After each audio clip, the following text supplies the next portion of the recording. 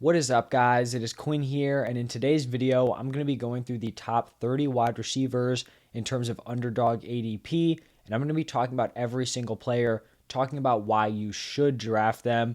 So most of my videos, you talk about a few players that you should be drafting, do not draft. Here I'm going to be going through the top 30, and it's going to be more, positive. Even if I don't love every player at price, there are specific reasons why they are going that high, or even the guys going lower, right? Like everyone has some upside. All these players have some appeal. And so we're going to be focusing, on the positive aspects. And if you guys enjoy the content, do me a huge favor, hit the like button and subscribe to the channel. And then if you like the concept, I talked about the top 30 running backs yesterday. So that is up on my channel also. But let's just jump right into the wide receivers. And we're starting it off with the wide receiver one, Cooper Kupp. I feel like this one's pretty clear. The dude was an absolute monster last season, one of the best wide receiver seasons of all time. So everyone wants Cooper Kupp on their roster. And I think, he's going to be a high end wide receiver one once again. Next up, we have a Justin Jefferson.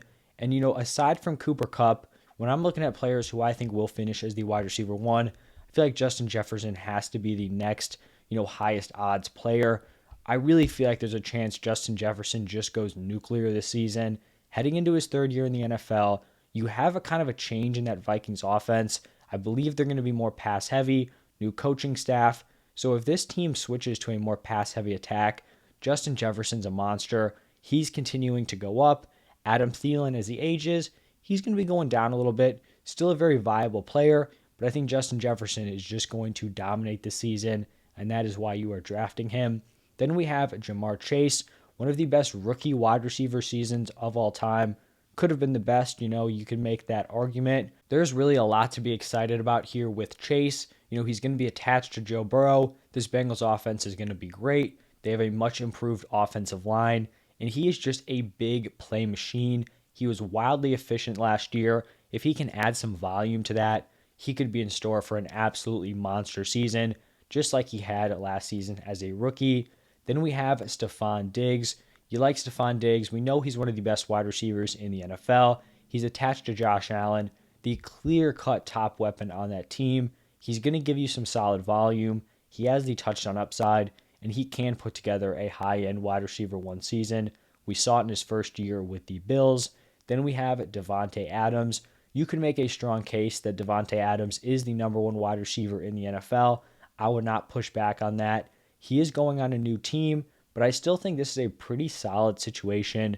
Paired up with Derek Carr, played together in college. He's going to be the number one target on this team. They're going to have some shootouts with the other teams in their division. Chiefs, Chargers, Broncos. Davante Adams is going to have some monster games. And even though he's in a new situation, I still think he's going to be an absolute stud.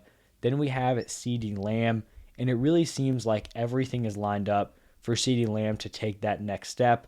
You have Amari Cooper gone, Michael Gallup coming off of the torn ACL. Like, this is CeeDee Lamb's opportunity to be the alpha. He may have slightly disappointed the last 2 years. This is the opportunity. If he's going to be a high-end wide receiver one, this is really the time for him to take that monster jump, and he is set up very well to do that. Another guy who's set up to have a monster season as the clear-cut wide receiver one is Mike Evans. With Chris Godwin coming off the ACL, AB is gone, Rob Gronkowski's retiring.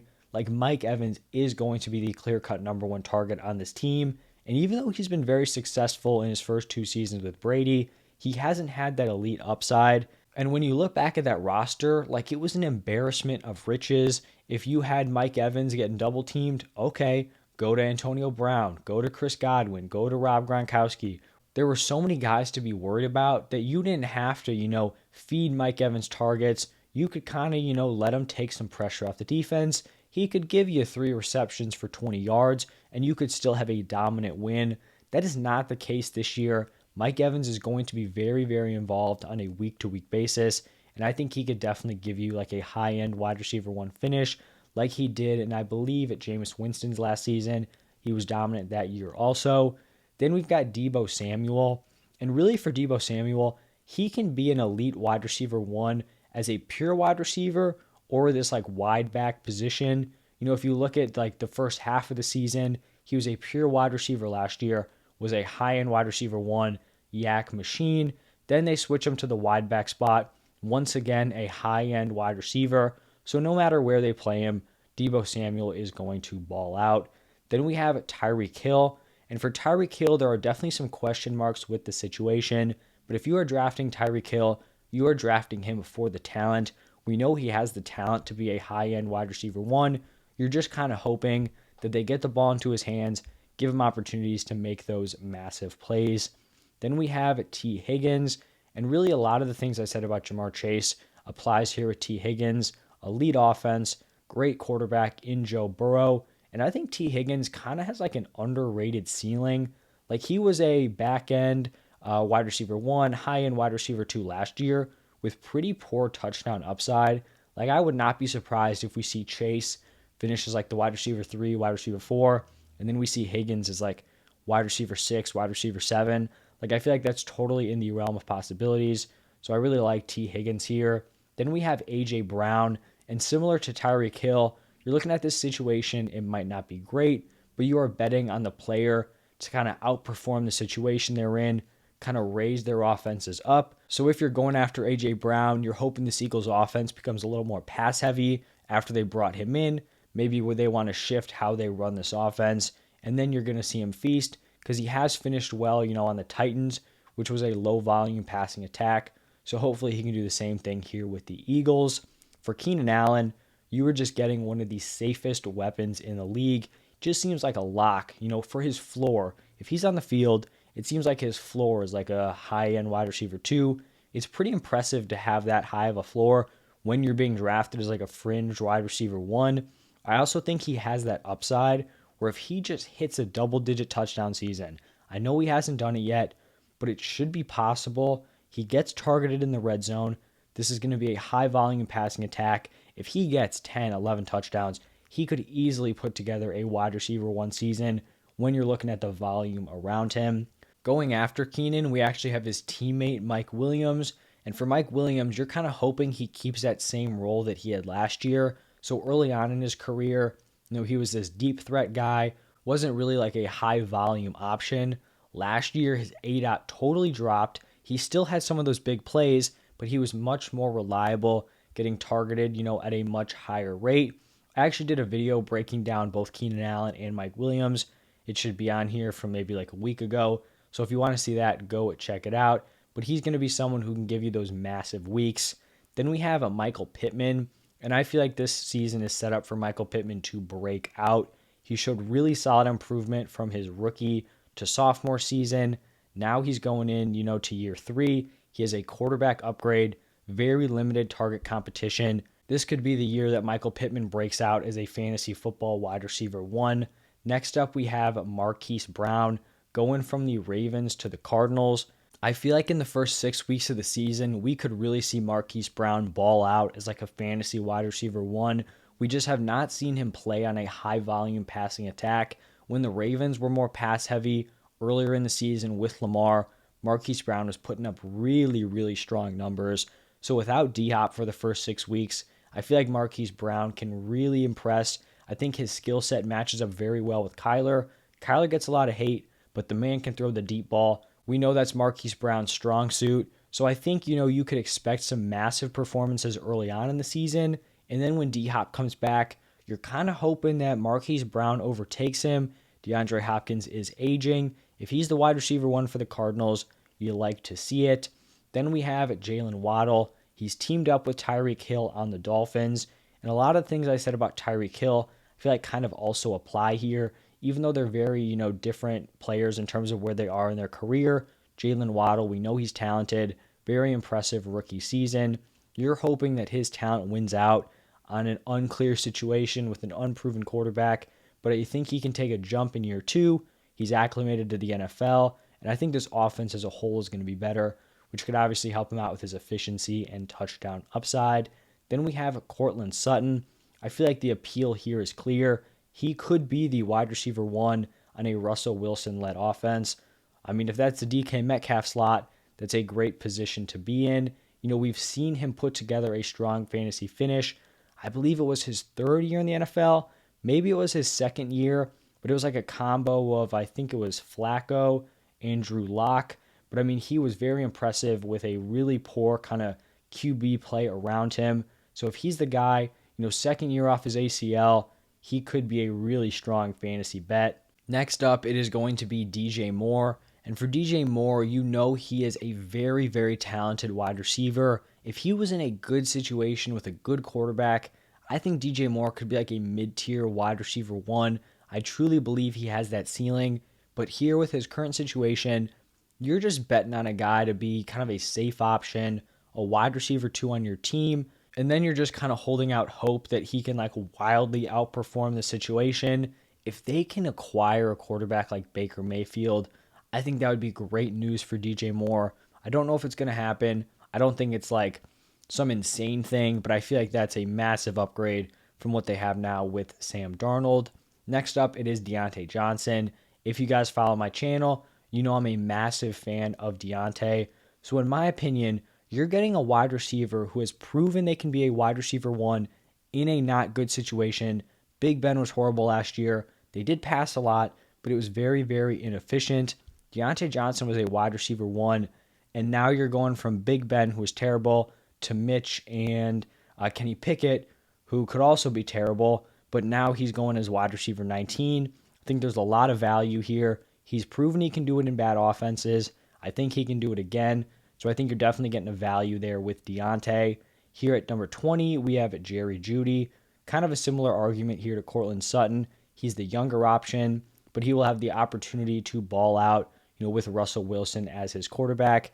This would be the year for him to take that leap, and you're betting on, his solid college profile, where he was a first-round pick, and so you're hoping, he steps into that role.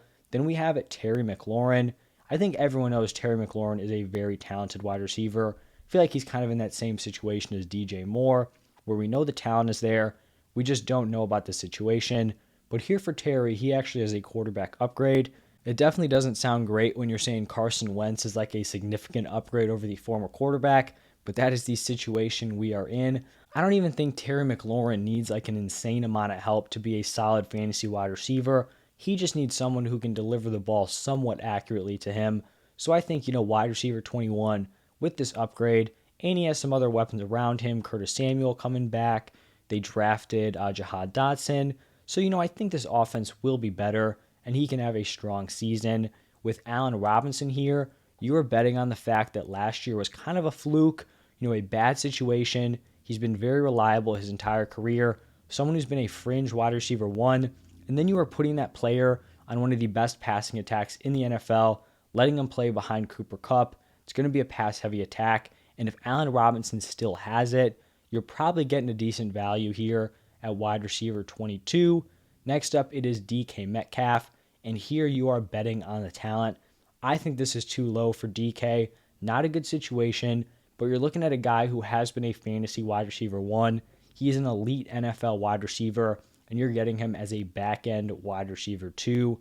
Then we have Gabriel Davis, and I personally am not a huge Gabriel Davis fan, but I feel like the upside here is very, very clear. You're looking at the wide receiver two in a pretty wide open wide receiver room for the Bills.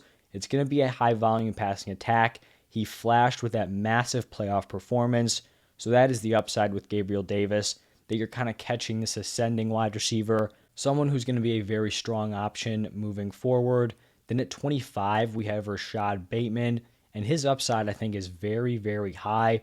Looking at that Ravens wide receiver room, Rashad Bateman is the guy. If he is as talented as I think he is, he was a great college prospect, was all right last year behind Marquise Brown. I think Rashad Bateman can have a massive breakout year. And we saw last year, early on in the season with Marquise Brown, when Lamar is out there, like this Ravens wide receiver one spot can feast. I do think they're going to be a little bit pass heavy, but that doesn't mean Rashad Bateman can still not be a very strong fantasy like wide receiver two, with maybe even like wide receiver one upside if he hits like his, highest ceiling this year. Then we have Brandon Cooks. The appeal here for Brandon Cooks, super consistent. You know what you're getting out of him. Seems like a lock for 1,000 yards, no matter what kind of situation he's in, whether he has Deshaun Watson or he has Tyrod Taylor or Davis Mills, he is going to produce no matter what, and that is what you like about Cooks. Then we've got Juju Smith-Schuster here. going to the Kansas City Chiefs. He is someone who's very interesting because he's turned in like elite wide receiver one seasons. When he was playing behind Antonio Brown, put together some strong years. Now he's going to a new situation, has the opportunity to be the wide receiver one on a very, very valuable passing attack, obviously paired with Patrick Mahomes. So that is the ceiling there. He's the number one on an elite offense. Then we have Darnell Mooney here at wide receiver 28. Really like Mooney this season. Looking at this Bears offense, like Darnell Mooney is the guy. There was no one else in this wide receiver room who is even close to Mooney. I think he's going to be force-fed targets.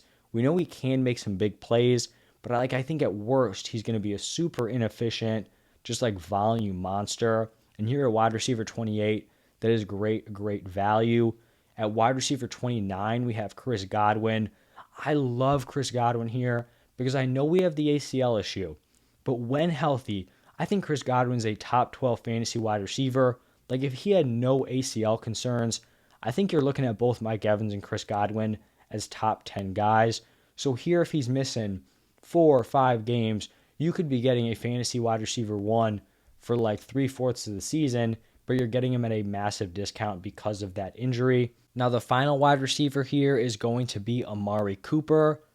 And this doesn't sound super positive because I don't think it's going to happen, but I think what you're shooting for here with Amari Cooper is that Deshaun Watson does not get a full season suspension, because if Deshaun Watson and Amari Cooper are on the field at the same time, I think you can make the argument that Cooper is a mid to high-end wide receiver 2.